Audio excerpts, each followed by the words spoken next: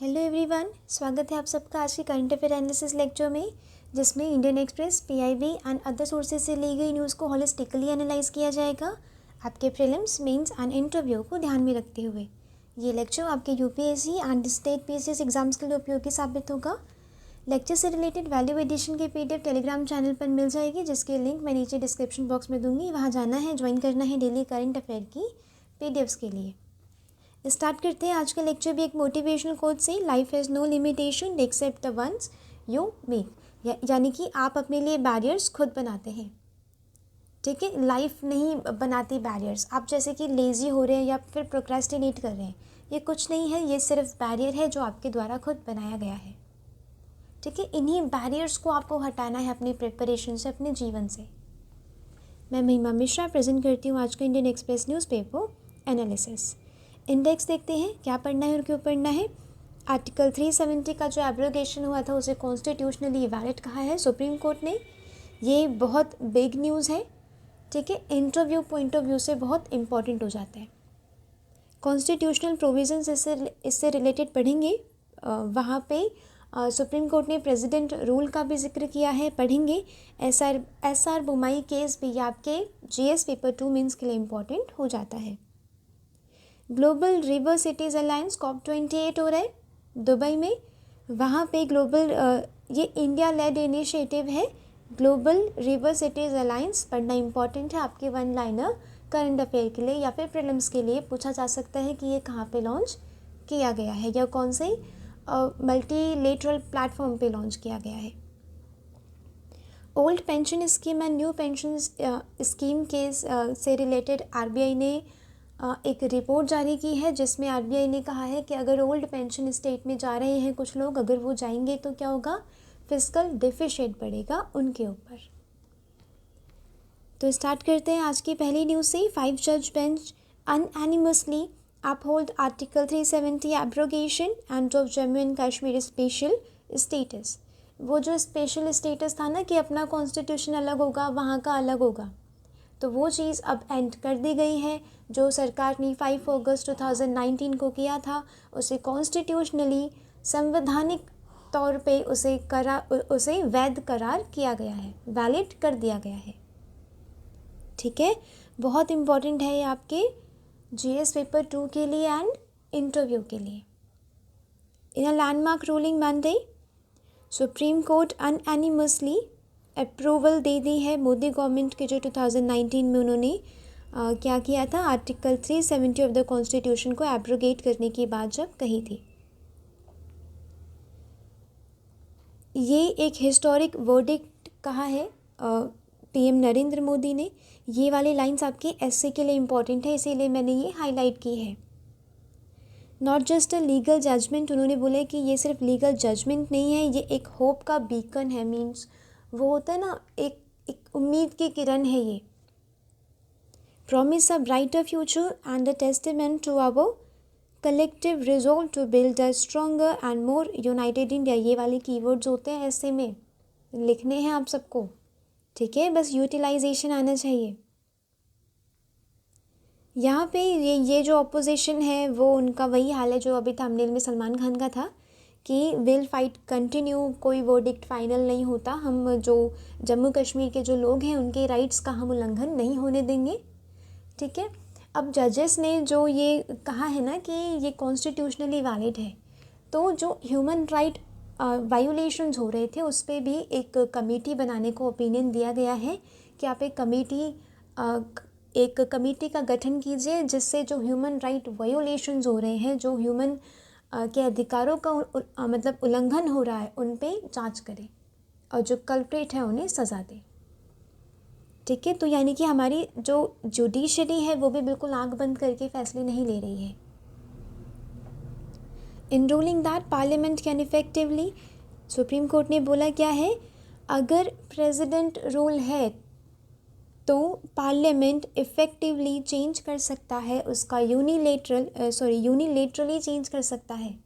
अब जो पेटिशनर्स हैं वो यही कह रहे हैं कि राज्य सरकारों से राय नहीं ली, किसी भी स्टेट का इन्होंने चेंज कर दिया, स्टेटस यूनियन टेरिटरीज़ में कन्वर्ट कर दिया।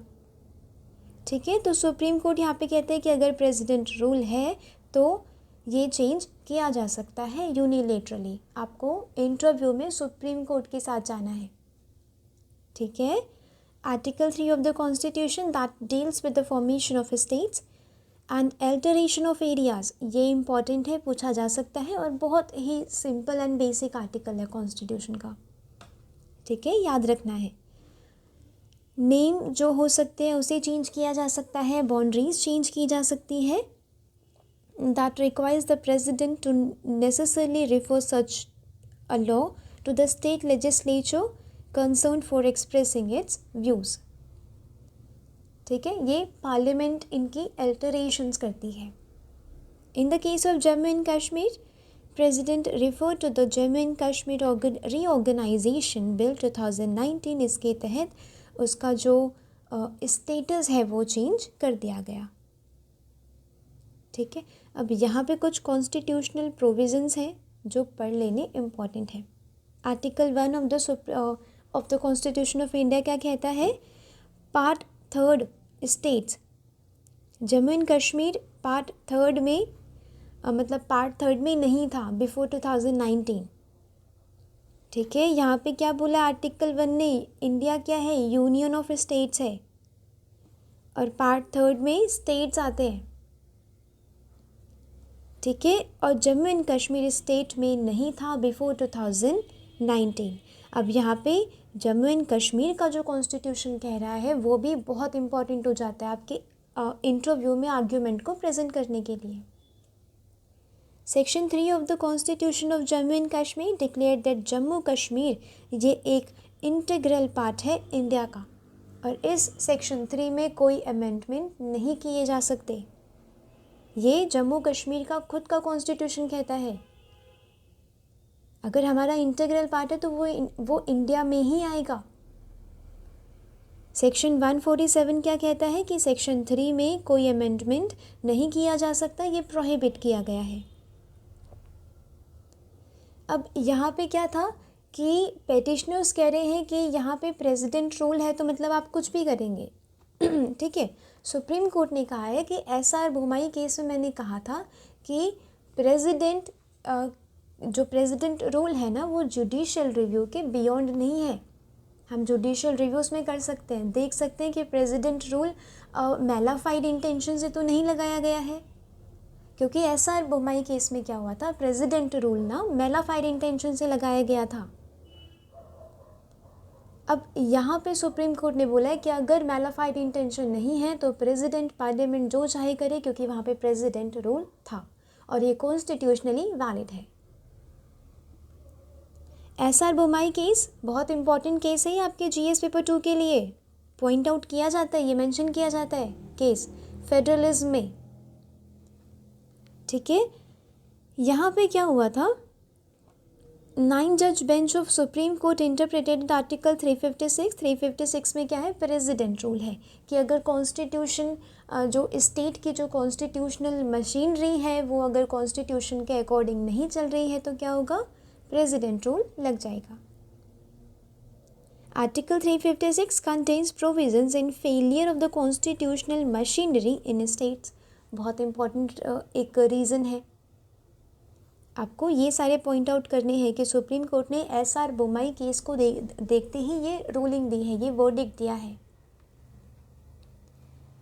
बैकग्राउंड क्या है एसआर बोमई केस का, ये समझना थोड़ा सा इम्पॉर्टेंट है। 1989 में कर्नाटका के सीएम थे एसआर बोमई, ठीक है। ये जनता लेड ये जो सेंटर है, इन्होंने जनता लेड गवर्नमेंट जो थी कर्नाटका में उसे डिसमिस कर दिया था और प्रेसिडेंट रूल लगा दिया था। अब जब गवर्नर ने देखा कि सारे जो एमएलएज हैं एसआर बोमई के वो विड्रॉ कर रहे हैं, वो एसआर बोमई को सपोर्ट नहीं कर रहे, फिर इन्होंने प्रेसिडेंट को बोला कि मैं स्टेट की एडमिनिस्ट्रेशन अपने हाथ में लेता हूँ, राइट। यहाँ पे कुछ आर्बिट्रेरीनेस दिखी थी सुप्रीम कोर्ट को। उन्होंने 2 रीज़न बताए, किसने, गवर्नर ने, ठीक है। 2 रीज़न्स बताए कि बोमई के पास उतनी मेजॉरिटी नहीं है, it was inappropriate under the constitution. Second reason क्या बताया, no other party was in opposition to form the government. ठीक है, क्या बोला यहाँ पे गवर्नर ने कि सबसे पहले तो उनके पास मेजोरिटी नहीं है और उनके पास कोई मेजोरिटी वाली विरोधी पार्टी भी नहीं है, इसीलिए मैंने वहाँ का एडमिनिस्ट्रेशन अपने हाथ में ले लिया। यहाँ पे सुप्रीम कोर्ट ने बोला है कि जो प्रेसिडेंट का जो ये जो प्रेसिडेंट रूल है ना, इसे देखा जाएगा कि कहीं मैला फाइट तो नहीं है, extraneous consideration, abuse of power या फिर फ्रॉड तो नहीं किया गया है। While the president appraisal of the issue cannot be examined, यानी कि प्रेसिडेंट ने ऐसा क्यों किया है वो एग्जामिन नहीं किया जाएगा, क्योंकि प्रेसिडेंट की अपनी एक स्क्रूटिनी है। ठीक है, जो मटेरियल्स प्रोवाइड किए गए हैं प्रेसिडेंट को प्रेसिडेंट रूल लागू करने के लिए, जैसे कि ये बात तो पता है ना कि गवर्नर मटेरियल देता है, डॉक्यूमेंट्स देता है कि जो अपनी जो स्टेट मशीनरी है वो कॉन्स्टिट्यूशन के अकॉर्डिंग काम नहीं कर रही है, उस मटेरियल को रिव्यू किया जाएगा कि किस बेसिस पे प्रेसिडेंट ने प्रेसिडेंट रूल लगाया है। The verdict also made parliamentary approval is necessary for presidents rule, यानी कि प्रेसिडेंट रूल आर्बिट्रेरी नहीं होगी, सिर्फ गवर्नर के कहने पे नहीं होगी, पार्लियामेंट की अप्रूवल चाहिए होगी।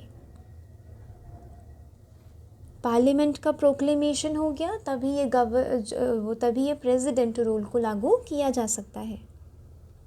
टिल देन प्रेसिडेंट सिर्फ सस्पेंड कर सकते हैं, प्रेसिडेंट जो वहाँ की जो स्टेट लेजिस्लेचर है उसे सस्पेंड कर सकते हैं तब तक।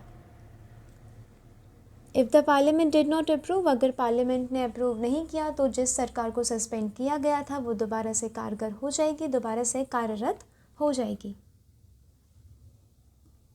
ठीक है, बात समझ आ रही है? यहाँ पे समझना थोड़ा सा इम्पॉर्टेंट है, थोड़ी सी फैक्चुअल इन्फॉर्मेशन भी इम्पॉर्टेंट है। ठीक है, एनालिसिस के साथ साथ आपको एविडेंस भी देना होता है। तो SR बोमाई केस, फेडरलिज्म का कोई क्वेश्चन होता है या इंटरव्यू में आर्टिकल 370 से रिलेटेड कुछ पूछा जाता है तो आप ये चीज़ लिखेंगे, बोलेंगे। ठीक है, a key question in the Kashmir case was whether article 370 could have been abrogated when the state was under president rule। यहाँ पे कह रहे हैं, जो पेटिशनर्स है वो कह रहे हैं कि स्टेट प्रेसिडेंट रूल में था उस टाइम, फिर भी यहाँ पे जो सेंटर है, जो पार्लियामेंट है, वो बिल्कुल आर्बिट्रेरीनेस दिखा के मतलब उसने 370 को एब्रोगेट कर दिया। Here the Supreme Court relied on Bommai ruling. Bommai ruling मैंने आपको पूरी की पूरी बताई। बोमाई रूलिंग बहुत इंपॉर्टेंट है GS पेपर 2 में मेंशन करने के लिए। ठीक है, और इसे कॉन्स्टिट्यूशनली वैलिड करार किया गया है। आज न्यूज़पेपर में 370 से रिलेटेड बहुत सारे आर्टिकल्स थे, बहुत सारे नहीं बैठने आपको पढ़ने। ठीक है, आप कुछ मेन चीज़ देखेंगे जो आपके मेंस एंड इंटरव्यू में पूछी जा सकती है। ठीक है, और वही मैं मेन चीज़ लेके आई हूँ आप सबके लिए। ये नेक्स्ट इम्पॉर्टेंट न्यूज़ देखेंगे। India led global river cities alliance launched at COP28। यहाँ पे इंडिया की लीडरशिप से एक अलायंस, एक इनिशिएटिव लॉन्च किया गया है, ग्लोबल रिवर सिटीज़ अलायंस। इसमें क्या होगा, जैसे नमामि गंगे प्रोग्राम आया था ना कि क्लीनिंग करेंगे गंगा के आसपास की जो सिटीज़ है उन्हें क्लीन करेंगे, वैसे ही जो रिवर के आसपास की जो सिटीज़ हैं इंटरनेशनली उन सबको क्लीन किया जाएगा। GRCA launched at united nation, ये वाला मैंने आपको बहुत बार पढ़ाया है। COP28 हो रहा है दुबई में। ठीक है, तब ये लॉन्च किया गया।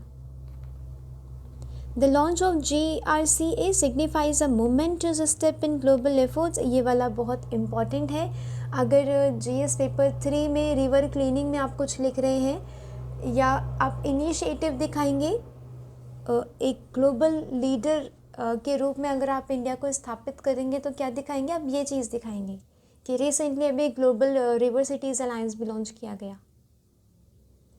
ठीक है, आप इसे एग्जाम्पल की तरह भी यूज़ कर सकते हैं। प्रीलिम्स में भी इसे कुछ क्वेश्चन पूछा जा सकता है। जो अभी आ रहा है ना UP PCS RO ARO, उसमें पूछा जा सकता है। कि कि ग्लोबल रिवर सिटीज़ अलायंस कहाँ लॉन्च किया गया है, ये चीज़ ध्यान रखनी है। कहाँ पे? COP28 में। Following this, partner countries are poised to coordinate post-COP activities shaping the architecture of GRCA, यानी कि इसका इफेक्टिव इम्प्लीमेंटेशन के लिए अब जो प्लानिंग, आगे की जो प्लानिंग होगी वो सारी कंट्रीज़ मिलके आपस में करेंगे। नेक्स्ट इम्पॉर्टेंट देखेंगे, return to OPS by a few states would exert huge burden on their finances। ये RBI की स्टडी कहती है कि अगर जो कुछ स्टेट्स हैं जो ओल्ड पेंशन स्कीम में जा रहे हैं वापस, ठीक है, अब ये उन्हीं के ऊपर काफ़ी फिस्कल डेफिसिट क्रिएट करेगी, काफ़ी ह्यूज बर्डन क्रिएट करेगी, और जिससे वो एक्सपेंडिचर, वो कैपिटल एक्सपेंडिचर नहीं इस्तेमाल कर पाएंगे और वो उनकी स्टेट की डेवलपमेंट नहीं हो पाएगी। ठीक है, कैपिटल एक्सपेंडिचर क्या होता है? जो लॉन्ग टर्म बेसिस पे एक्सपैंड किया जाता है, मींस एक्सपेंडिचर होता है वहाँ लॉन्ग टर्म बेसिस, जैसे कि इंफ्रास्ट्रक्चर बनाए गए जिससे लॉन्ग टर्म बेसिस पे जॉब्स क्रिएट होंगी। ठीक है, हेल्थ इंस्टीट्यूशंस को अच्छा बेहतर किया गया, ये होते हैं capital expenditure.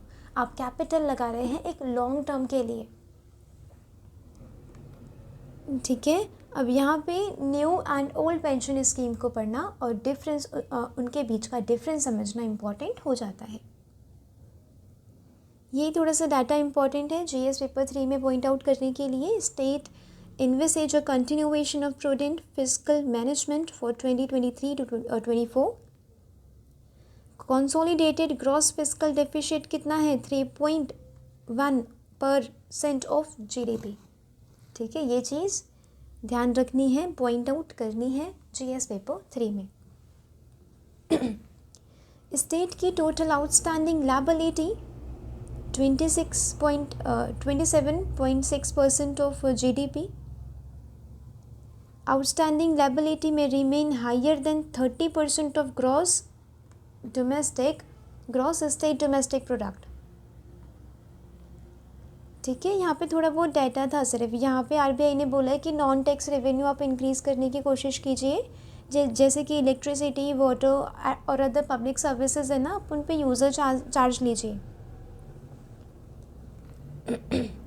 New pension scheme क्या है? वो launched at a way for government to get rid of pension liabilities. जो पेंशन का जो बर्डन आता है सरकार पे, उसे हटाने के लिए न्यू पेंशन स्कीम लेके आई गई है। ओल्ड पेंशन स्कीम में सिर्फ गवर्नमेंट एम्प्लॉयज़ थे, स्टेट एम्प्लॉयज़, बट जो न्यू पेंशन स्कीम है वो उसमें सारे सिटीजन्स हैं, इंक्लूडिंग NRI।